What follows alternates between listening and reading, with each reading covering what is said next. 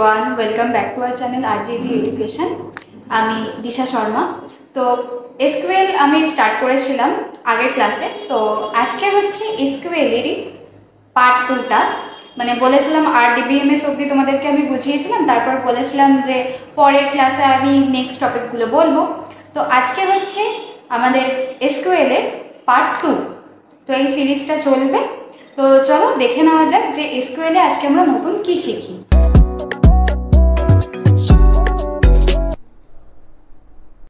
তাহলে চলো আমরা দেখে নিই স্লাইডগুলোর ব্যাপারে। তো আগের দিন তোমাদের RDBMS অবধি করিয়েছি, আজকে স্টার্ট করছি এসকিউএল স্টেটমেন্ট থেকে। দেখো এসকিউএল স্টেটমেন্ট জিনিসটা কি, এখানে আমি কি বলেছি, select star from customer. Customer is a table name. ধরো আমি এখানে কাস্টমার বলে একটা টেবিল আমরা তৈরি করছি, সেই টেবিলের মধ্যে থেকে আমরা কি বলছি না ফ্রম কাস্টমার, মানে টেবিলের একটা নাম দিচ্ছি কাস্টমার, আর সেই কাস্টমারের মধ্যে থেকে এখানে আমি স্টার দিয়েছি।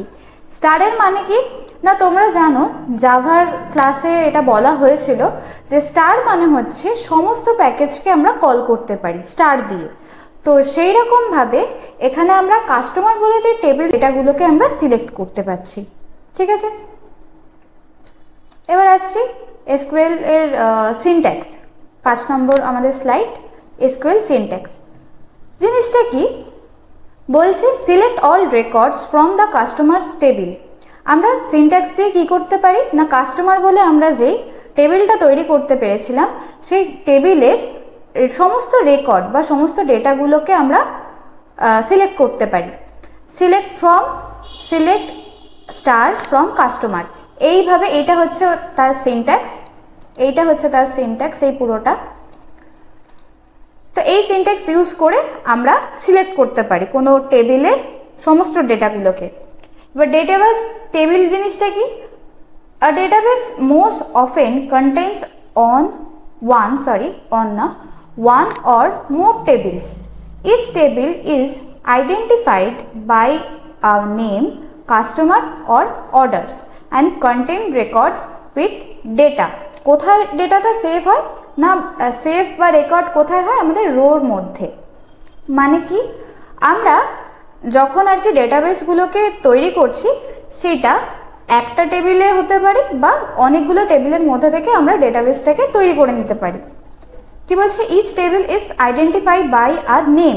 প্রত্যেকটা টেবিলের আইডেন্টিফাই কিভাবে আমরা করব না, নেমের সাহায্যে। সেটা কাস্টমার নামও হতে পারে বা অর্ডার, এরকমভাবে আমরা নাম দিয়ে আইডেন্টিফাই করতে পারি। এবং contain records rose with data, এবং ডেটাগুলো কোথায় আমাদের তাহলে সেভ হয়, রোর মধ্যে। ওকে, এবার আসছে 6, মানে স্লাইড নাম্বার 6। এখানে নোটের মধ্যে আমি একটা জিনিস বলেছি, দেখো SQL keywords are not case sensitive. Select the name as select. জিনিসটা কি, এসকিউএল এর যে আমরা কিওয়ার্ডসগুলো যেটা ইউজ করি সেটা কিন্তু কেস সেন্সিটিভ না। তাই জন্য এখানে দেখো আমি এসটাকে বড় হাতের লিখেছি, আবার এখানে দেখো এসটাকে আমরা ছোট হাতের লিখেছি। মানে আমরা বড় হাতের যদি লিখি তাতেও হবে, ছোট হাতের যদি লিখি তাতেও হবে। মানে আমরা এর থেকেই বুঝতে পারলাম এটা আমাদের কেস সেন্সিটিভ নয়। ঠিক আছে, তাহলে এবার নেক্সট স্লাইডে যাওয়া যাক। আচ্ছা, এখানে হচ্ছে কি some of the most important SQL comment.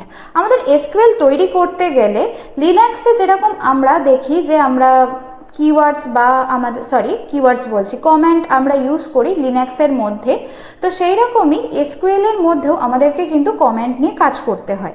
তো এখানে কতগুলো কমেন্ট আমি বলে দিয়েছি, এই কমেন্টগুলো সব থেকে বেশি আমাদের ইউজ করা হয়। ঠিক আছে, তো চলো দেখে নেওয়া যাক কমেন্টগুলো কি কি। ফার্স্টেই আছে সিলেক্ট কমেন্ট। এটা দিয়ে আমরা কি করতে পারি, extract data from a database. মানে বুঝতেই পারছো সিলেক্ট মানে কি, কোনো ডেটাবেসের মধ্যে থেকে আমরা ডেটাগুলোকে সিলেক্ট করতে পারি। আপডেট কি, updates data in a database. ধরো আমাদের যখন ডেটাবেসের মধ্যে থেকে ডেটাকে আমাদের আপডেট করা যেতেই পারে, বা আমার এরকম মনে হচ্ছে ধরো আজকে আমি ডেটাবেসটাকে ক্রিয়েট করেছি, 1 মাস পরে গিয়ে ওটাকে আমরা ওর ভেতরকার ডেটাগুলোকে আমরা আপডেট করব। তো সেক্ষেত্রে কি করতে হবে না, আমাদের আপডেট কমেন্টটা আমাদের ইউজ করতে হবে। তারপরেই আসছে ডিলিট কমেন্ট। ডিলিট কমেন্ট মানে বুঝতেই পারছো, ডেটাকে ডিলিট করতে হবে, মানে ডেটাবেসের মধ্যে আমরা যেই ডেটাগুলোকে দিয়েছি সেই ডেটাগুলোকে যদি আমাদের মনে হয় যে ডেটাগুলো আমার ঠিক না বা ধরো ভুল হয়েছে বা আমার ডেটাগুলো লাগবে না, তো সেক্ষেত্রে আমরা ডিলিট কমেন্ট ইউজ করে ডেটাগুলোকে ডিলিট করে দিতে পারি। ঠিক আছে, এবার কি বলছে ইনসার্ট ইনটু। ইনসার্ট ইনটু মানে কি, insert new data into a database. কোনো ডেটাবেসের মধ্যে থেকে মধ্যে যদি আমরা নতুন করে কোনো ডেটা অ্যাড করতে চাই তাহলে আমাদের ইনসার্ট ইনটু কমেন্টটা ইউজ করতে হবে। ওকে, এবার আসছে ক্রিয়েট ডেটাবেস। বুঝতেই পারছো, ডেটাবেস আমাদের নতুন কোনো ডেটাবেস তৈরি করতে গেলে আমাদের ক্রিয়েট ডেটাবেসের দরকার হয়। Alter database. অল্টার ডেটাবেস কিসের জন্য ইউজ হয় না, মডিফাইজ আর ডেটাবেস। কোনো ডেটাবেসকে যদি আমরা মডিফাই করতে চাই তাহলে আমাদের অল্টার ডেটাবেস বলে কমেন্টটাকে ইউজ করতে হবে। এবার কি ক্রিয়েট টেবিল। এখানে ছিল ক্রিয়েট ডেটাবেস, এখানে আছে ক্রিয়েট টেবিল। ক্রিয়েট টেবিল জিনিসটা কি, ক্রিয়েটস আ নিউ টেবিল। আমরা ধরো ডেটাবেসের মধ্যে নতুন করে একটা টেবিল ইনসার্ট করতে চাই বা তৈরি করতে চাই, তখন আমাদের ক্রিয়েট টেবিল বলে এই কমেন্টটা ইউজ করতে হবে। ঠিক আছে, এবার বলছে কি অল্টার টেবিল। অল্টার টেবিলটা কি, মডিফাই আ টেবিল, মানে এখানে অল্টার টেবিল দিয়ে আমরা যে নতুন টেবিল আমরা তৈরি করেছি সেই নতুন টেবিলটাকে আমরা মডিফাই করতে পারি। আর এখানে অল্টার ডেটাবেস মানে কি, ডেটাবেস মানে টেবিলের মধ্যে আমরা যে ডেটাবেসটা তৈরি করেছি সেই ডেটাবেসটাকে আমরা মডিফাই করতে পারি। ঠিক আছে, এটা টেবিলের জন্য, এটা ডেটাবেসের জন্য। এবার আসছে ড্রপ টেবিল। ড্রপ টেবিল মানে কি, ডিলিট আ টেবিল, মানে আমরা ধরো কোনো টেবিলটাকে যদি আমরা ডিলিট করতে চাই তাহলে আমাদের ড্রপ টেবিল করতে হয়।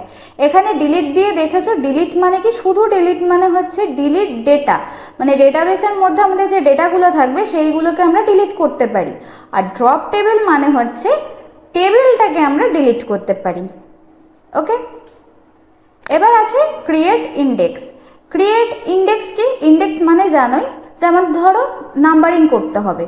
ঠিক আছে, 1 2 3 4 করে এমভাবে আমরা নাম্বার দেব, ইন্ডেক্সিং করব, তাই জন্য আমাদের ক্রিয়েট ইন্ডেক্স বলে এই কমেন্টটাকে ইউজ করতে হয়। এটার কাজ হচ্ছে ক্রিয়েটস আ ইন্ডেক্স। এবার কি বলছে ড্রপ ইন্ডেক্স। ড্রপ ইন্ডেক্স মানে কি, আমরা ধরো যে ইন্ডেক্সগুলো আমরা নিয়েছি তার মধ্যে থেকে ধরো আমাদের কোনো ইন্ডেক্স ভুল হয়ে গেছে বা আমার মনে হচ্ছে যে এই ইন্ডেক্সটাই আমার আর লাগবে না, তখন আমরা ড্রপ ইন্ডেক্স করে সেটাকে আমরা ডিলিট করে দিতে পারি। ঠিক আছে, তো আজকের ভিডিওটা এই অবধি।